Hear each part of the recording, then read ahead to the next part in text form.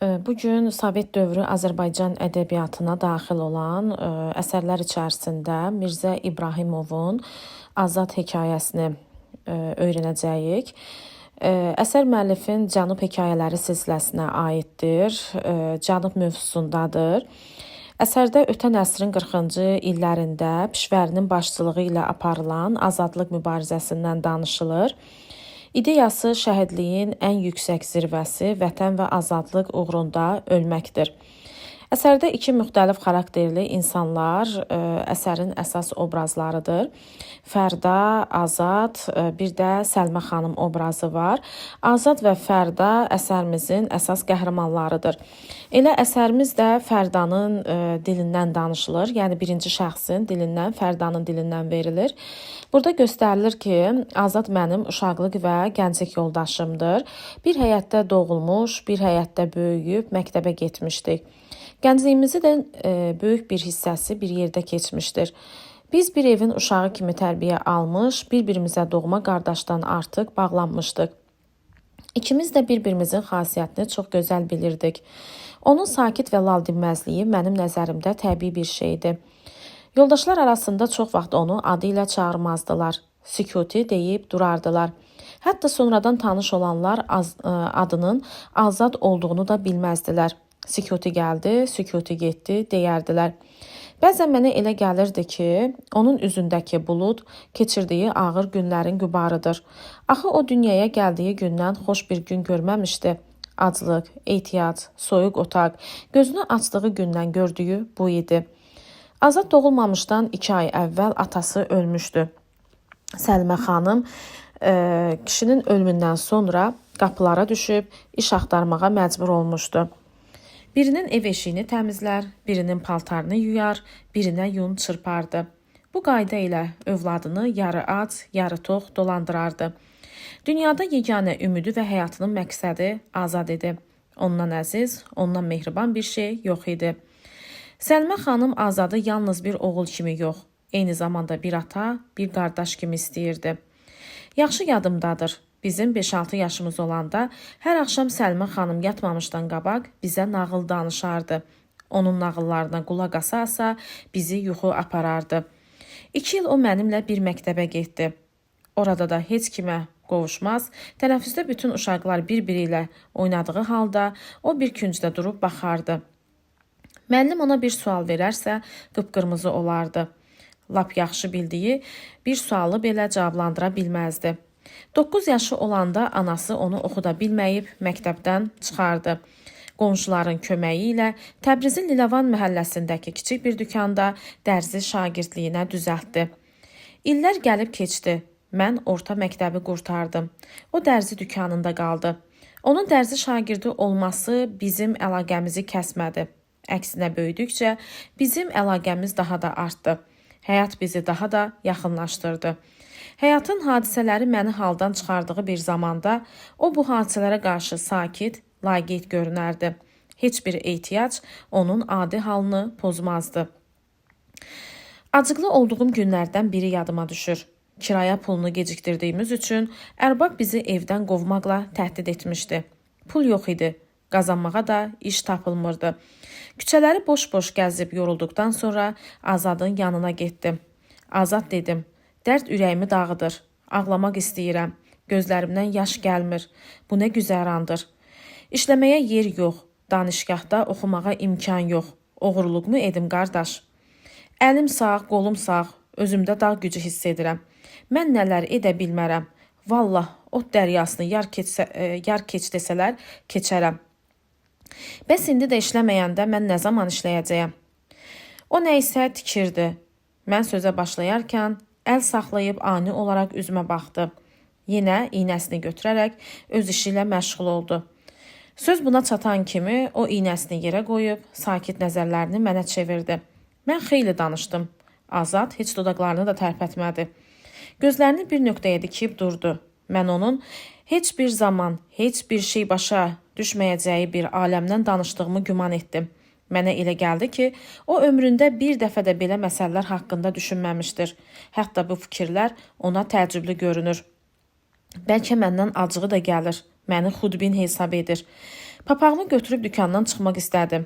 O yerindən tərpənmədi. Mən onun üzünə baxıb acıqlı-acıqlı dedim. Yazıq, min yazıq. Bizə baxıb övladlarım var deyən vətənə. Yazıq bu gül kimi Azərbaycan torpağına ki, üstündə biz gəzirik. Bizim həyatımız bir qara quruşa dəyməz. Çünki bizcə həyat yeməkdən, yatmaqdan ibarətdir. Biz ölüm qapımızı döyənə kimi belə yaşayacağıq. Biz ölmək üçün yaşayırıq. Yaşamaq üçün ölən insanlardan xəbərsizik. Buna görə də cənazəmiz qəbrə çatmamış bizi unudacaqlar. Yox, bəlkə səni biraz yad edən tapıldı.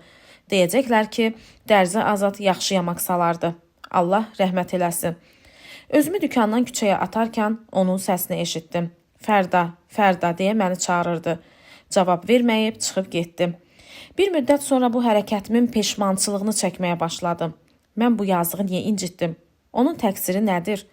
Bir könlü ki tikə bilməyəcəksən, niyə yıxırsan, deyə düşündüm.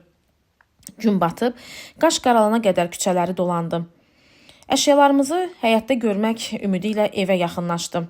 Anam astanada oturub məni gözləyirdi. Nə var? Hələ ərbabın adamı gəlməyib ki? Gəlmişdi oğul. Nə dedi? Nə deyəcək? Pulunu alıb getdi. Pulu hardan tapdın ana? Necə hardan tapdım oğul? Azad gətirdi. Dedi ki, sən vermisən. Anamın qolundan tutub içəri apardım. Sonra Azadla görüşdükdə təşəkkür etdim.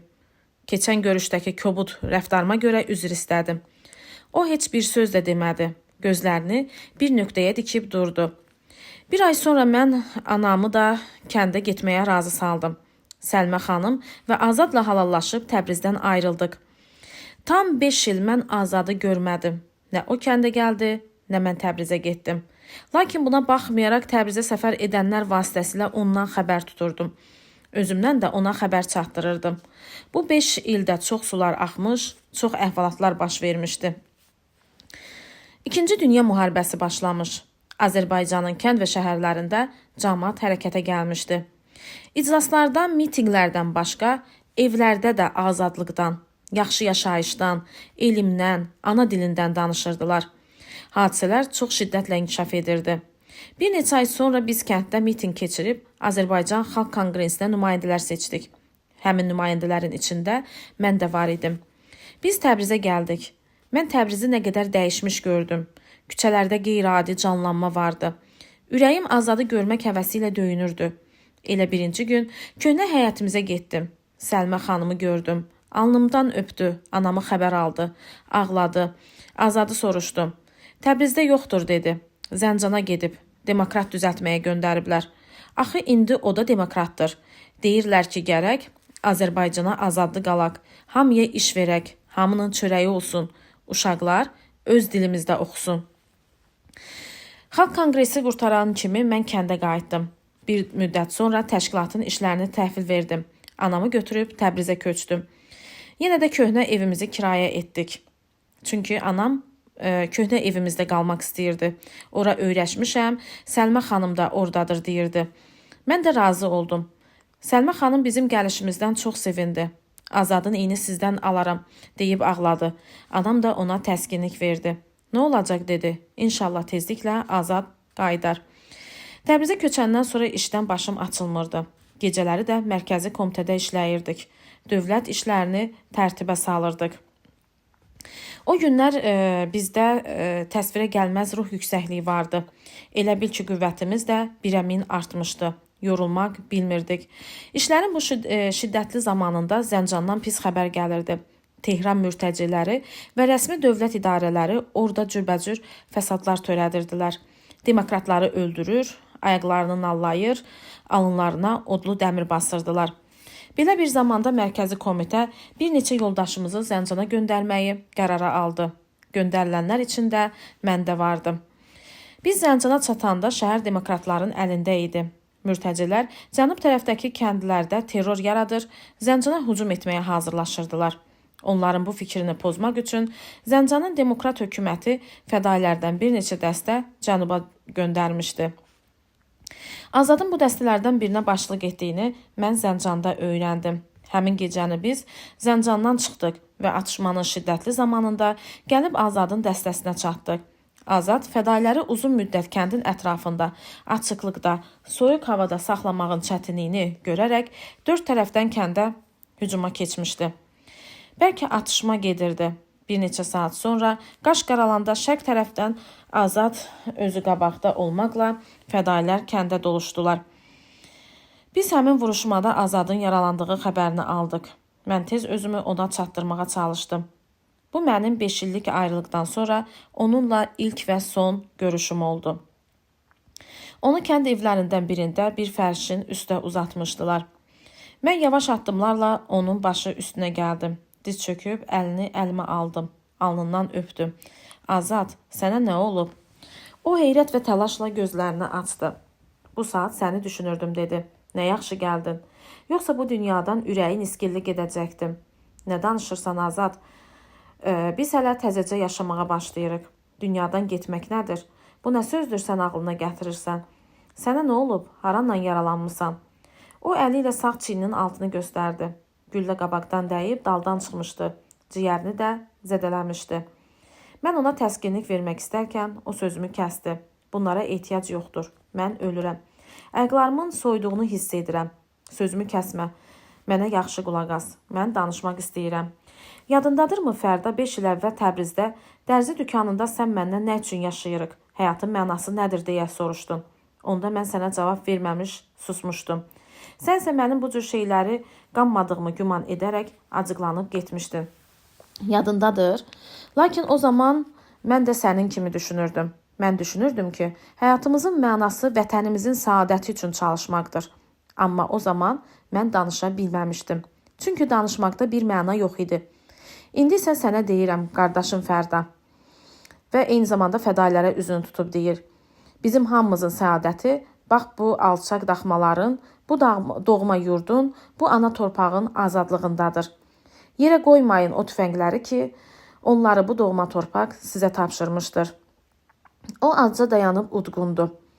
Anam yurdum, doğma Azərbaycan, məni bağışla. Sənə az fayda verdim, az yaşadım, tez öldüm, deyib qalxdı. Fərşin ucunu qaldıraraq torpağı öpdü. Öpünüz, səcdəyə qapılıb hamınız bu torpağı öpünüz. Bizim əzəli və əbədi beşiyimiz budur. Sakit ol Azad, özünü üzmə. Özüm də bilmədən gözümdən süzülən yaş dənələri onun alnına düşdü. O kirpiklərini qaldırıb mənə baxdı. Əziz qardaşlarım, mənim qəbrimi uca bir yerdə qazarsınız. Elə yerdə qazarsınız ki, oradan Azərbaycanın geniş çölləri, duru çayları, çəmənləri və bağları görünsün. Həm də o yeri böyük bir yol kənarında seçərsiniz. Qoy gələcəyin azad nəsillərinin ayaq səsi qəbirdə də olsa qulaqlarıma çatsın. Bəlkə onlar da bizi rəhmətlə yad etdilər. Elədirmi Fərda? Mən artıq göz yaşımı saxlaya bilməyərək ağlaya-ağlaya. Yox Azad, gələcək nəsillərin yaşaması üçün ölənlər əbədi həyat qazanırlar, dedim. Alnına xəfif bir tər gələndə o gözlərini bir daha mənə tərəf çevirdi. Anamı öp, öldüyümü ona söyləmə, yazıqdır, dedi və əbədi olaraq gözlərini yumdu. Mən qeyri-ixtiyarı ayağa durdum. Üzlərində sərt bir ifadə olan fədailərə baxdım. Qardaşlarım, gəlin silahlarımızı ürəyimizə basıb, onun pak ruhu qarşısında and içək. And içək ki, ölüm bizi Azərbaycanın saadəti yolundan, böyük amalımızdan döndərə bilməz. Eşq olsun qəhrəmanlara. Ancaq onlar azadlıq bayrağını ucalara qaldıra bilərlər. Yaşasın azadlıq. Fədailər də bir səslə yaşasın azadlıq deyə qışqırdılar. Biz onu öz vəsiyyətinə görə uca bir yerdə bastırdıq. Oradan Azərbaycanın həm cənub, həm də şimal sahələri görünürdü.